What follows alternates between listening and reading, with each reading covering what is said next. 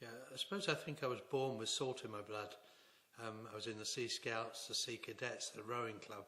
So I see naturally I wanted to go to sea, and I managed through my grandmother to make a connection with Furness Withyline, and I went along and became a apprentice navigating officer, which was 4 years, with mainly Prince Line on cargo ships, mainly around the Mediterranean, involving basically doing what the ordinary seaman did, keeping watches, working during the daytime on deck, helping set up the holds for handling the cargo, and generally those things, with a little bit of learning how to do navigation, which I think was the main idea.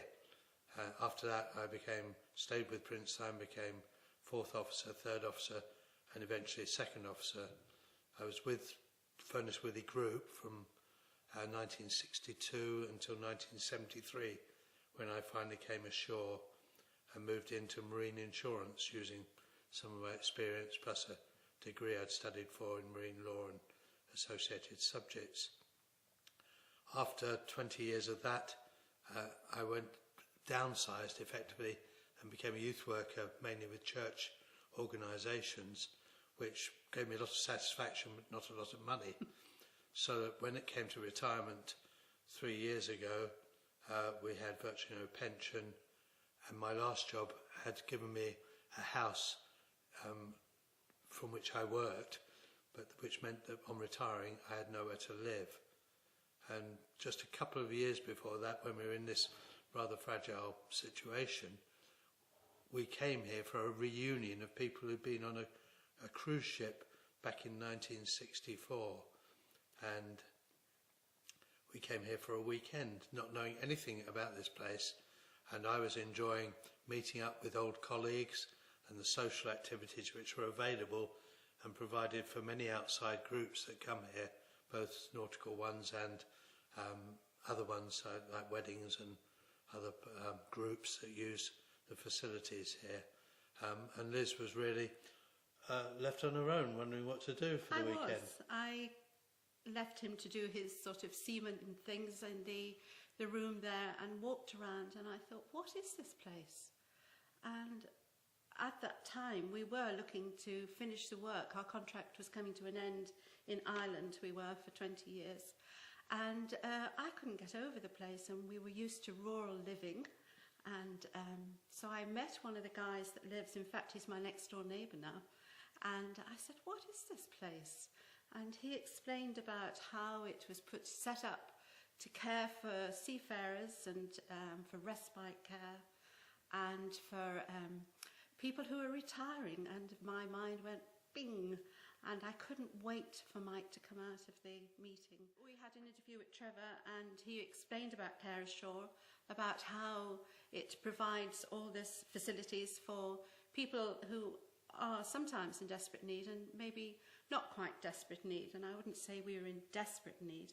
We were going to be homeless, basically, weren't we? The attraction for us of Care Ashore was not just rented accommodation, which is very reasonable compared to the ordinary markets, and we've, as I say, had very little potential income, but it was the idea of a security of long-term care that, yes, we're reasonably fit now, and with the work here we might keep ourselves fit for a bit longer, but eventually we may need the sort of care which Care Ashore provide as part of the package. And it's not just we have care assistants that come in, but they really do care for the residents here. Without Care Ashore and the provision of this facility, we would have struggled to find suitable accommodation in our retirement, because the price of market, particularly in this part, the south of England, is just going through the roof.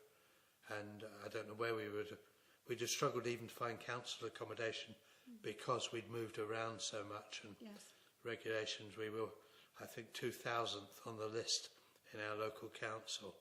So we came here, and I said we didn't need all that care package that's there, but we can see people here who in different ways access that care package. Our next door neighbour is quite frail, and he gets all the attention he needs, not just when the carers are on duty, but even when they're off duty, they will call in to check up. The respect that Care Ashore have for these people is amazing, because when we first had that interview, we were encouraged to join in all the social things, but if you don't want to, that's fine. And there are a lot of guys up in the main house, I'd say, that I don't think we've even met yet because of their circumstances, and but they're well cared for by the folk up in the office there. The welfare aspect here is just amazing. As Mike was saying, I've worked in hospitals and hospices, and I'm astounded at the care level here at Care Ashore. It's excellent. Another way that we noticed, particularly when we were staying up at the house, we don't notice it so much living down in the bungalow, is the provision they provide for convalescence. Yes, Some are just one-off when they need time out. They may have been injured at sea. We've seen some of those, and others are more long-term. Sometimes it's a lifelong disability resulting from an accident or pressures of being at sea. Some of them come for regularly every year, come here for a respite care, whether it's respite for them or for their relatives, I don't know. But again, the rooms in the house are there to provide that facility, and the bar and social room give places where they can gather and share with other seafarers. I've quite enjoyed going up there after many years of being separated from sea to start talking about the old times, the good old days.